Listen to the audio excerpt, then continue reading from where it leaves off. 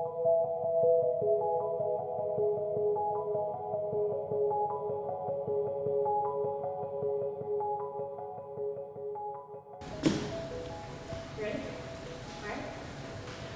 to Anna Jane Storms and Jay Tuggle's Curator Talk for their exhibition, Instant Memory, The Polaroids of Andy Warhol.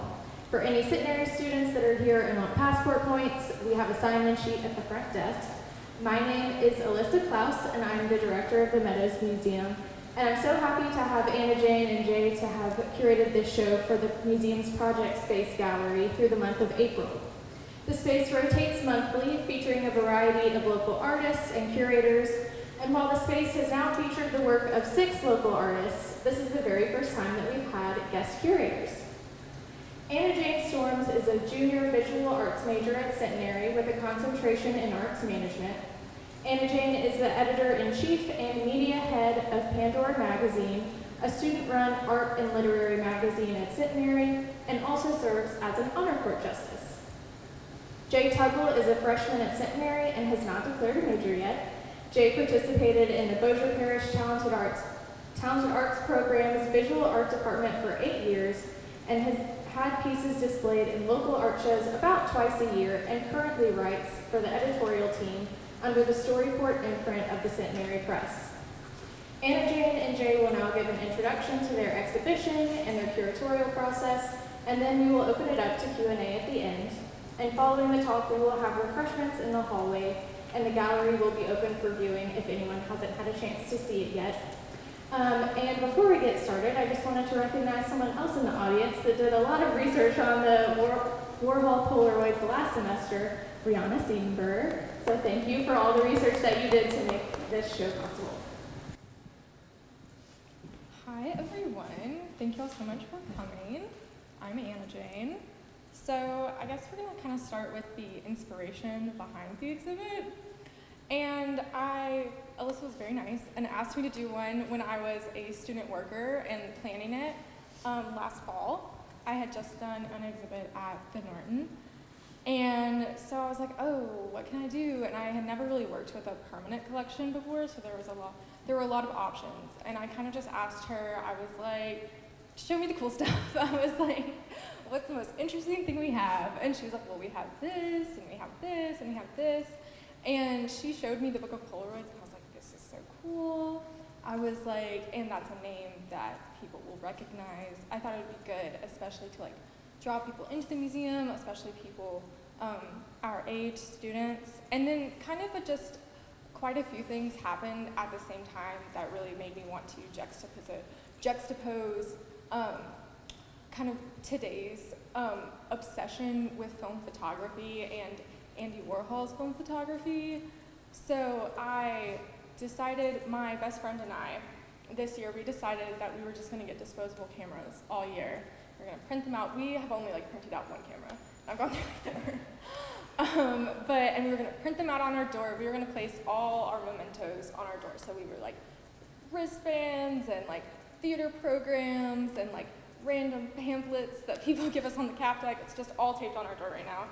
And so we started with her 21st birthday in September, and we've gotten some more. I just took some today. And so that was kind of happening. I noticed people started bringing Polaroids to events, and I just kind of noticed that more and more. And then I saw a Tumblr post on Instagram, and it was like, why when you take a picture on your phone, it's just a picture, but then when you look at a film photo, it's like you're feeling it again. And that really resonated with me. And so I kind of just wanted to explore that and wanted the exhibit to really question, you know, what makes film so special. And it's almost like you don't know what's gonna happen. There's a mystery to it. And that's how I kind of planned it. Jay, do you wanna add anything? I kind of forced Jay to just go along with it. They were very kind. They were like, all right, gun-ho. Yeah. I can try. So with this exhibit specifically, I also just, I wouldn't say I've had a lot of experience with film photography, so this was a very enlightening experience for that kind of thing. Being able to have like student submissions, those kind of things were like very interesting. Being able to see what people specifically want to take pictures of and what memories they want to capture. And being able to look back on those is just very special to those people. So with this exhibit, it was mostly a learning experience, and also like the prospect of being able to curate something was mostly the reason I decided to get on the team. It was obviously like Anna Jane's original idea. I just really wanted that kind of experience to be able to curate something because it sounds very interesting. It wasn't even the fact that it was Warhol or anything like that that like pulled me in. I just thought that the prospect of being able to do something new and being able to experience something new would be a very interesting experience, and it definitely was. It was very interesting, and I had a fun time doing it.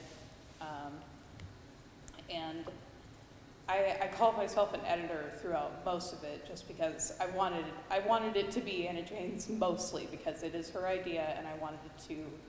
Jay did so much. I'm not saying I didn't. I'm not saying I didn't. However, I'm also not trying to overshadow what you did as well. Thank you. That's very kind. But that's Okay. about all. If you want.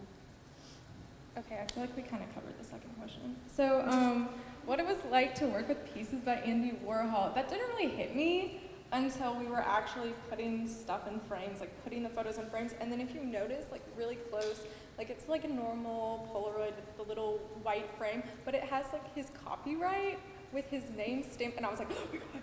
I was like, I can't mess these up. I was like, I didn't bring like water near it like for like months because I was like, don't want to break them. And then also it was really fun, and it was kind of fun how like normal it was in a sense. It was like, I can do this, and I don't have a degree yet. So that's one of, I guess, the great things about seminary is that you're not really like bound to like, oh, you're too young to do this. Like any type of experience is like worthwhile, and you're available to that. But it was really fun. I also pricked my finger while putting stuff in frames, and I was like, don't bleed out. And so nothing was tampered with. No DNA has been added, but yeah, it was really fun. That's when it hit me, when I saw the little names, and I was like, it's amazing. Yeah. When it specifically hit me was whatever, like they were about to make a Netflix like documentary about Warhol as we were working on it, which unfortunately I never got around to watching. We didn't watch it. Yeah. Yeah. So, well, we still can, but like, but you know, it shows our dedication to being able to know this stuff off the top of our heads. But it kind of hit me whenever there was like an entire documentary, whenever I would talk to people about it, and they'd immediately know what I'm talking about, because that doesn't happen a lot with much of any artist. And I think it's just very interesting that we have these that like in our permanent collection at such a lovely but small museum. And I just think that's so fun that we could be able to like actually put them out there instead of just like growing with dust in the storage, which they weren't, obviously. They were very well protected. we were very, very careful with them. But, you know. How did you acquire them? Oh, I can answer this question. Go for it. So obviously I was not there, No. but by snooping through files, there's the Andy Warhol Legacy Foundation. So it's not like these are his only Polaroids in the world. Like there are hundreds and probably like about thousands of them. There's so many, because he would snap and snap and snap and just keep going. So like with one sitting, he'd shoot like 20 or 30 like exposures. And so museums, specifically school museums, I think can apply to be given like a certain set, which is really cool.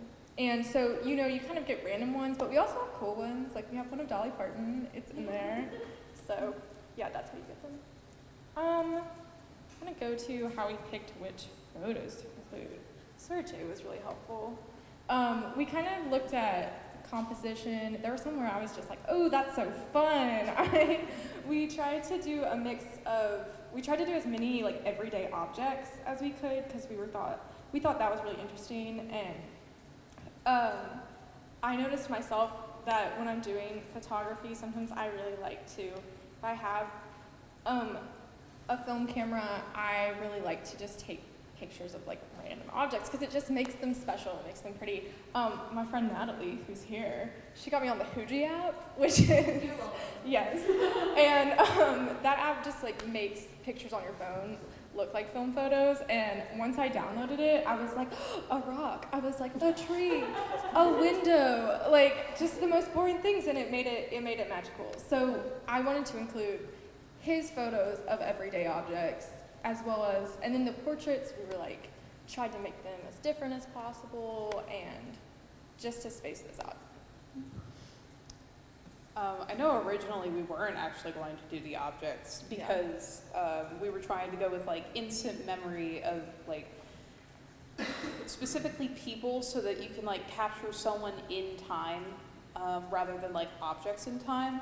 However, I am just incredibly drawn to objects. I think they're very pretty, and that's what I prefer to like photograph because they're like some of the student submissions ignore the fact that I am a student, so so I did take a few in there, but none of them were of people. I just like objects. Like I got a couple of flowers, Mr. Mistopheles. Yes, Mr. Mistopheles. Iconic campus cat. Yes. He was really posing for us, but yeah. We actually used all of the objects that we had in the collection, probably just because doing like a photo shoot of people is a little bit more like you have to capture every single small movement that they make, so you get a few more of those, I'd imagine, rather than just a couple of one object not really moving, especially in the case of our photos that we have. But I just think, I just love the object ones. They're just so pretty. Okay. So now it's time to talk about our favorite piece. So mine, I remember when we flipped through the book together, the book where we stored all the photos. And I remember we were just like sticky noting the ones that we thought were interesting. And there was one, it's Cornelia Guest and two unidentified men. It's like right as you walk in on the left side. And I was like, I don't care. I was like, I don't care how either of you feel. I was like, this is going in. I was like, I love it so much. To me, it's really candid. It's just so fun and playful. And you can tell they're almost like not paying attention to that there's a camera in front of them. They're not really posing, and in a way that makes it perfect. Because when I take a picture, I kind of hate posing now because I'm like, oh, my body's so stiff, and I like my arms, and and so I really love that one. To me, it really captured like this playfulness and like the joy and kind of the mystery that we were trying to channel in the exhibit. I know Jay's. Yeah, well, I also know yours. Yeah, immediately. My favorite is the flowers. Like, it's just such a tiny little photo in a big old frame, and I just love like the stark difference in colors, the very light pastel pink on it. It's just lovely.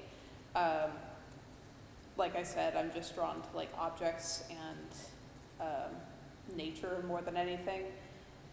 Otherwise, I probably would also pick that one because it's just so fun. It's very, you can see a lot of movement in it, and it's very fun and interesting. But I just really like those flowers. The colors are really nice. What? So we decided to include student photos. We wanted to not really make the exhibit too much about Andy Warhol and Polaroid camera, but more this feeling of taking a photograph. And to us, that was the central theme of the exhibit, not necessarily the person taking the photograph. It just happened to be a very famous, very talented person. And so Alyssa suggested some ways that we could try to make the exhibit like as immersive and relatable as possible. And so we were like, should we get a Polaroid or should we just do disposable cameras? And we decided on disposables because we thought that would be kind of like the most easy and like pragmatic way to capture them. So one day we just walked into the sub and I had like a little clipboard. I looked like a cruise director. And I was like, hey, I was like, would you like to take a picture? And some people were like, what? And some people got really excited. And we kind of ended up, the best approach is we just kind of handed off for cameras and we kind of let them be passed around. I remember I gave one friend of mine, I was like, hey, I was like, what are you doing? And I texted her. And she's like, nothing. And I was like, do you want to take photos for like 24 hours and then return it to me by like noon tomorrow? She's like, what should I take pictures of? And I was like, just go wild. And her photos are my favorite just because it was really cool to see what everyone thought was worthy of preserving. Because some people at first, they started the standard arm around arm, we're posing, we're doing this, and then they kind of became more artistic and more independent, and that was really cool to watch over time. And some of them, like, since we did hand them off to students, I didn't even know how they were going to turn out, which was really cool. So when they came back, I was like, this is what they did. I was like, this is where they went. It was really cool. So the student submissions, whenever, just because everything about that is exactly like what happened. The other thing about the student submissions is that the day that we were doing them, we had to move it to the sub because there was a chance of rain and we didn't want anything to happen.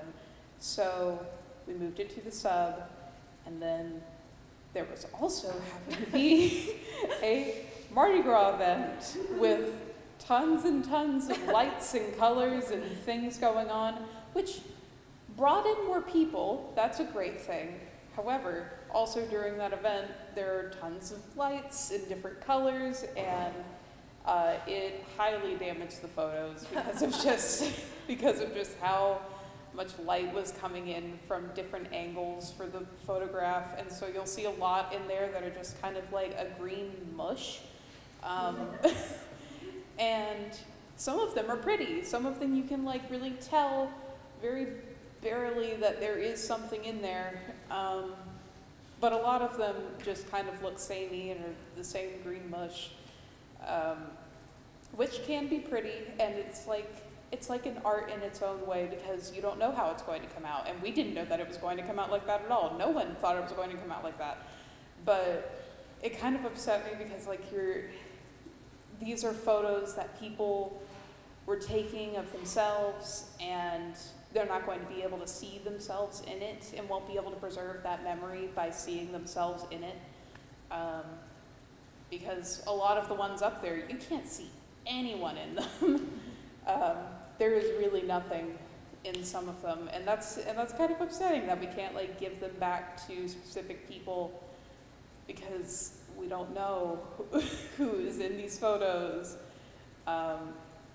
But they're also artistic and pretty on occasion. But it brought out, we didn't use all of the photos because a lot of them were very samey is the thing. But that's how that went. It's definitely part of the experience that we just don't know how it's going to come out. I had the totally opposite reaction. I was like, this is amazing. I was like, art is happening, creativity is happening. I remember I walked upstairs and Jay kind of said to me, oh, there's light fog, it's not working, they're so dark, I've already sorted out the ones where you can sit. And I was like, we should include all of them.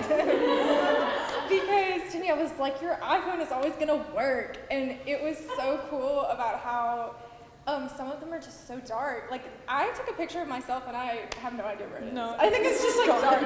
And to me, that's so cool because there is kind of this, you never know what's going to happen. Even though you can look through a lens and snap a photo, you never really get that instant gratification of being like, this is the result I got, or this is what I planned for, this is how I got it, and you can't really retake it, which I think is really, really cool and kind of makes the memories when they do turn out super special or kind of unexpected, even if a person's not smiling or they're blinking, it's really, really fun. In the exhibit, we have this panel of this older woman, and we had a series of 3. We actually had 4, but we decided to just hang up 3 of them.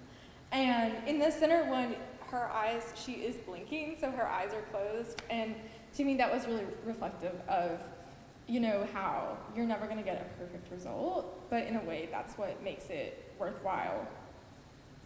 I want to skip around. Yeah, you want me to skip? I'm going to talk about how we hung the student photos. Yeah. So we decided they're obviously not in frames. They're just kind of on string with some gold clips. And we decided to do that because I kind of wanted to contrast. I thought it was really cool to hang up student photos with such a famous artist.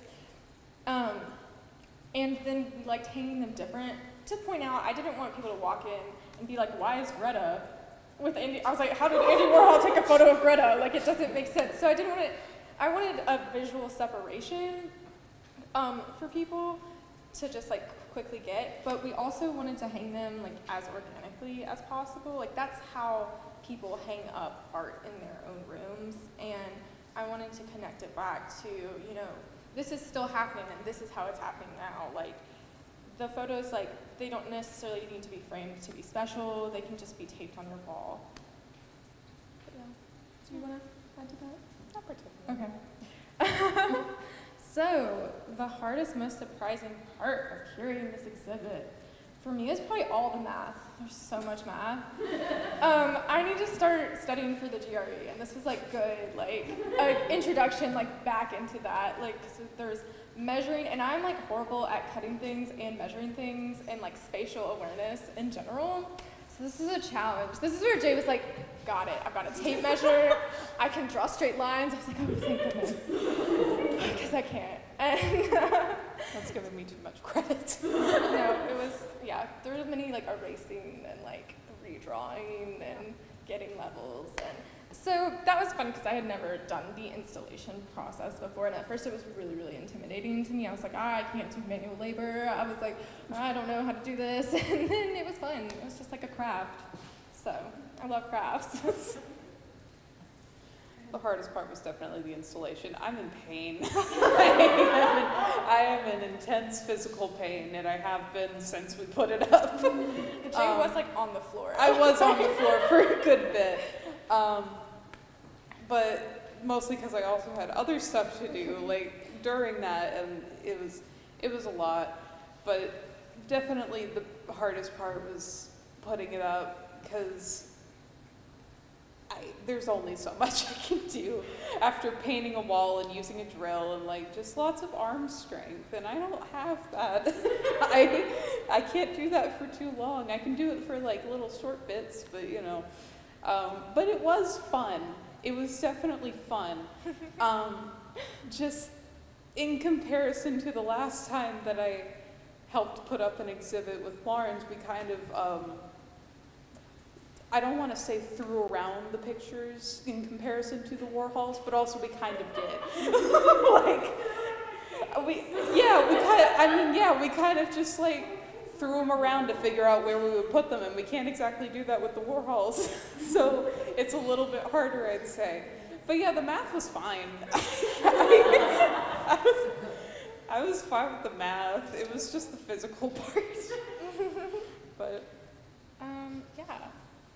So this was a great experience. To me, almost like the number one lesson I learned was kind of getting out of my own head, I think. Just, especially working with such an iconic artist. I was like, oh, am I qualified to do this? Like, I don't know, and is it gonna be good? I was like, I just kind of think that was good to like have like an actual professional kind of guide you through that, which we're really thankful to Alyssa for that. She told us that we would get brownie points if we mentioned her.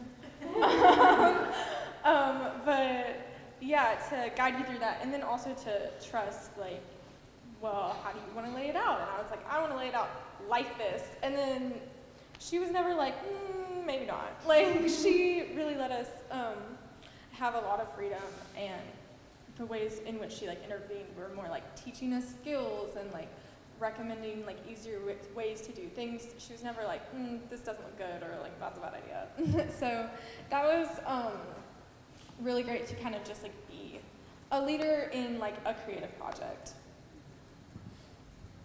Yeah, the saying that things look bad or things should go in a specific place was my job. I'm the end. Yeah. I wouldn't say well, that's up to Anna Chain, but I wouldn't say I was too mean about anything. But this was definitely a learning experience. Like I said at the very beginning, of just like, this is my first time doing like the whole process and being able to get everything out of curating and like also figuring out what it really is, because that's one of the most common questions I get is, what is curating? Both of you. But yeah, it's just a common question, and honestly, I kind of had that whenever I signed up to this. But I wanted to figure it out by throwing myself directly into it, and I'm glad I did, because this was definitely a learning experience to be able to do something like this again in the future. Yeah, so we hope that y'all look at the exhibit and recommend it to people, and that just, it inspires you to, you know, be creative and like look at the ordinary things in your life and kind of with like a new value that it's temporary and it is special in its like own mundane way. But yeah, thank you so much for coming. Does anyone have any questions or anything? Did y'all have any rules with handling the photographs? Yes. Yes. Yeah. Do you want to talk about rules? Yeah, sure. Well, the main rules were like being careful with them, obviously, but Throwing them. yeah, I wasn't allowed to toss things around. Did you have to wear gloves? Yes, I had to wear gloves. Yeah. Well, that's kind of how things go with like a lot of art pieces. You have to be careful with your skin oils, that kind of thing. But we also had to contact the Warhol Foundation to like double check, like, are you sure we need to put these in black frames? And they're like, they're kind of guidelines. And we're like, cool, we're going to go completely against these guidelines now. Thank you. Yeah, the frame. I like the frames that we. Yeah, I like the way that everything came out. But yeah, we had to contact the Warhol Foundation, and they're really good at getting back to us within a week. One of them didn't respond. Yeah. So. I'm still mad. But also, you know, that's their fault if we're not following the rules. Just don't tell. But yeah. Also, they can't be in like direct sunlight. yeah, but So that's why the room is kind of dark, if you're yes. wondering. Yeah. Any other questions? Cover this in the back. Yes. I just wanted to say, I think the idea of, or I guess having this control theme be like the feeling of taking a photograph was just so interesting to me. And I think having that exhibit juxtaposed to this one here is also really illuminating. And as you were talking, I was thinking about the kind of different technologies of the disposable camera or the whatever it's called, the Polaroid, Yeah. and versus like an iPhone or something like that, where on an iPhone you see what you're going to take a picture of, you press the button, and it's immediately there. And then also there's this like endless reproductive possibility on the backside of that because of the kind of digital era we live in. And what that highlights for me, especially kind of in these exhibits, is like the sense of decay that comes with that older form of photography.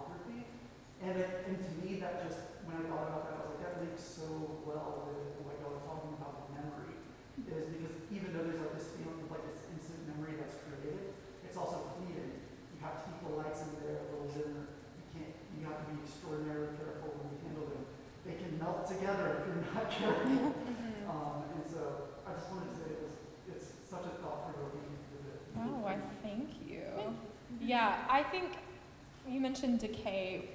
Another big thing we were thinking about was nostalgia. I feel like that has like plagued all of the art and the poetry and the writing I've ever done.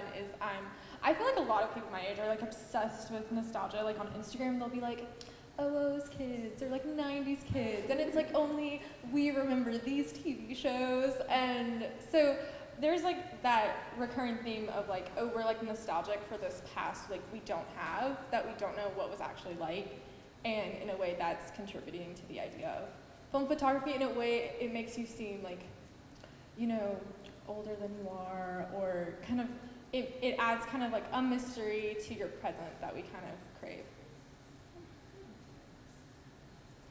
Anyone else?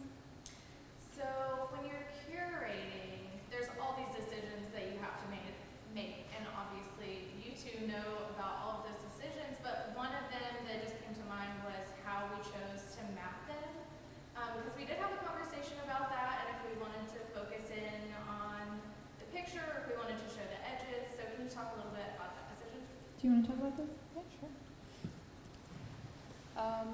That decision in particular, I particularly like the white edges, especially with that little tiny Warhol copyright. Like, it just brings like an even more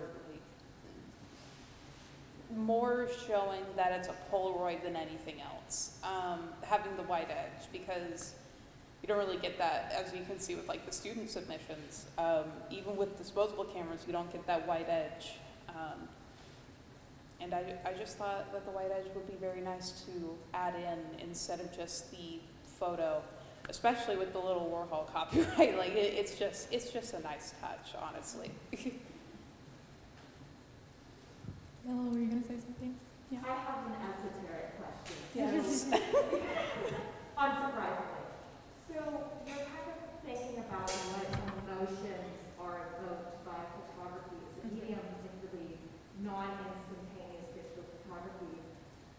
Did any of the Warhols, once the kind of awe of dealing with the Warhol past, did any of them evoke interesting emotions for a particular scene? Can you talk about that a little bit? Yeah, so I definitely do. There were a lot, to me, more of like the action shots, or kind of like even the blurrier things. There are a lot of seated portraits where you can tell it's a portrait and they're sitting down and like they've put on makeup, and it's very much about like the art of the camera. But there were there's 2 stacked photos of a fashion show type modeling thing taking place, and to me I like it because there's such a sudden like difference in like, there's one where their clothes are on and there's one where their clothes are off, and to me it's kind of like you miss a moment when that's happening and you don't really get an explanation. You just get 2 moments in this one situation. So I think to me that one always kind of stayed in my mind of, you know, what's happening and what's provoking this. So I think there are emotions, but there's also like a mystery, and it's very like provocative in a way, because you're missing out and you can't figure out when it was taken, or, you know, if there aren't records attached to it, you know, there's not really like this digital history that you can track and follow and hunt down, or going through images. You know, you're kind of just wondering who was there and why they were taking it. Like, we know who was taking it, but you know, in general. I'd say the first thing that really comes to mind whenever like talk about the emotions that they evoke is the fact that like we chose these based on our emotions on them, and also of course like what would look nice with each other and stuff like that, but we did base most of them on how much we liked them or the emotions that they evoked in us. I think especially before I wrote the tags out and like knew what they were officially called, like unidentified woman,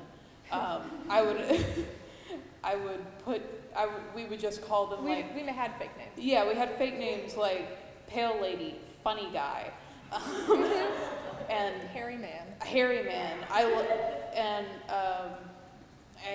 like I just love those. Like I especially love Funny Guy. He brings a lot of fun emotions. he if you want to know, I think he's unidentified man, but he's like this guy.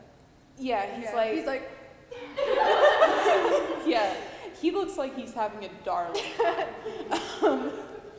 And yeah, we just had like funny nicknames for them and like blinking old lady. Yeah. Like, Her and name's Bonnie.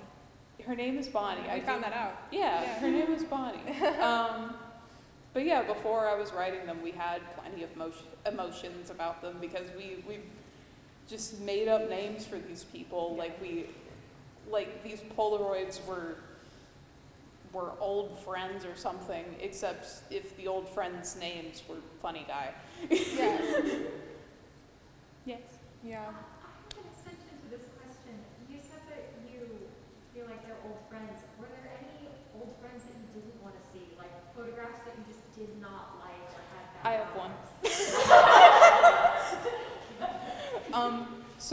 So Andy Warhol,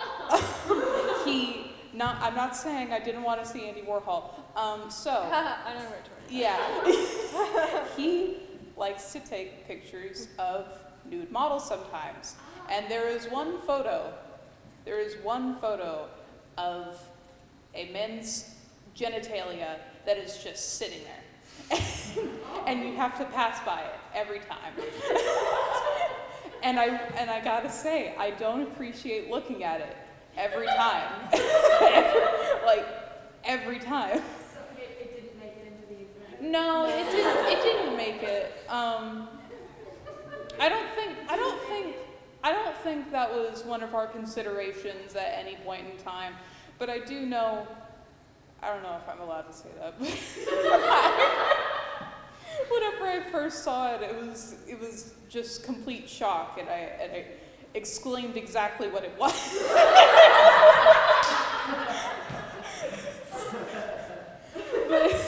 Because I was not expecting that right there. But that is my least favorite one. I wouldn't say any of the other people are like particularly bring me as much hatred. Maybe like hairy guy who's like leaning towards the camera. He's a little intimidating.